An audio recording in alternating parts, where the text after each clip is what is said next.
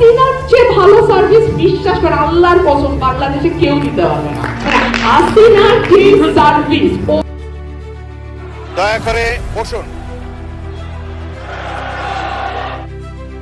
আল্লাহর কসম, বাংলাদেশের সাবেক প্রধানমন্ত্রী শেখ হাসিনার চেয়ে ভালো সার্ভিস আর কোনো সরকার দিতে পারবে না। জাতীয় সংসদে দাঁড়িয়ে যখন এই কথাটি উচ্চস্বরে উচ্চারিত হল, তখন মুহূর্তেই যেন পিন পতন নীরবতা নেমে আসে সংসদ কক্ষে। পরক্ষণেই শুরু হয় তীব্র হইচই। কিন্তু প্রশ্ন হল, রাজপথ কাঁপানো বিরোধী দলীয় নেত্রী ব্যারিস্টার রুমিন ফারহানা কেন হঠাৎ এমন মন্তব্য করলেন? এটি কি নিছক প্রশংসা, নাকি এর আড়ালে লুকিয়েছিল চরম কোনো ক্ষোভ?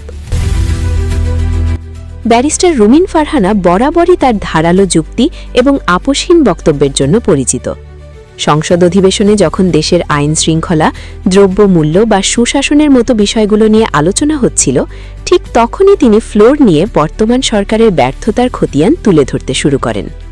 বক্তব্য চলাকালীন তিনি ব্যঙ্গাত্মকভাবে বা সার্কাজম ব্যবহার করে বলেন যে বর্তমান সরকার যেভাবে দেশ পরিচালনা করছে তাতে সাধারণ মানুষের নাভিশ্বাস উঠে গেছে। তিনি মূলত বোঝাতে চেয়েছিলেন, প্রশাসনের স্তরে স্তরে যে সংকট তৈরি হয়েছে তা সাধারণ মানুষের জন্য অসহনীয়। আর এই ব্যর্থতাকে কটাক্ষ করতে তিনি আল্লাহর কসম দিয়ে ওই বিতর্কিত বাক্যটি, বিশ্বাস করে আল্লাহর কসম বাংলাদেশে কেউ দিতে পারবে না। হাসিনার যে সার্ভিস, ও মাই গড। রুমিন ফারহানার এই কথা শেষ হতে না হতে সরকারি দলের সংসদ সদস্যরা একযোগে প্রতিবাদ শুরু করেন। সংসদের ভেতর শুরু হয় হট্টগোল। স্পিকারের বারবার শান্ত হওয়ার অনুরোধ সত্ত্বেও পরিস্থিতি ক্রমেই নিয়ন্ত্রণের বাইরে চলে যায়। একদিকে রুমিন ফারহানা তার বক্তব্যে অটল থাকেন, অন্যদিকে সরকারি দলের পক্ষ থেকে তার এই মন্তব্যকে বিভ্রান্তিকর হিসেবে আখ্যা দেওয়া হয়।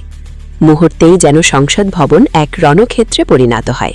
মাননীয় সদস্যবৃন্দ বসুন, বসুন, বসুন।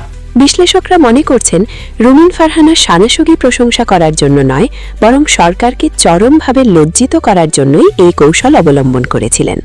তিনি দেখাতে চেয়েছিলেন যে সরকারের দাবি করা উন্নয়ন বা সার্ভিস আসলে সাধারণ মানুষের জীবনে কতটা প্রভাব ফেলছে। তবে তার এই বাচনভঙ্গি এবং শপথ করে বলা কথাটি সামাজিক যোগাযোগ মাধ্যমে ঝড়ের বেগে ভাইরাল হয়ে যায়। প্রিয় দর্শক, রাজনীতির ময়দানে এমন আক্রমণাত্মক এবং কৌশলগত বক্তব্য খুব কমই দেখা যায়।